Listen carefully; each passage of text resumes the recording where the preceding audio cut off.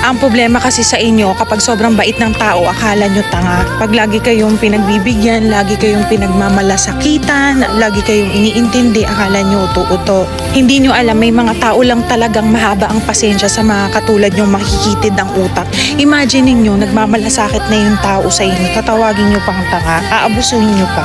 Alam nyo ba yung mga taong mahaba ang pasensya at saka magaling magpigil ng emosyon, mga matatalino yan? May hangganan yung pag-intindi nila sa inyo at kapag na-realize nila na kailangan na kayong tanggalin sa buhay nila, hindi na nila kayo tatanggapin pabalik. Kaya pag may na-meet kayong mga taong masyadong mabait para sa paningin ninyo na feeling nyo weakness nila yon, huwag nyo silang abusuhin, palahalagahan nyo sila kasi hindi sa lahat ng oras may mamimit kayong ganyan. Ang pagiging isang mabuting tao ay kailanman hindi magiging kahinaan.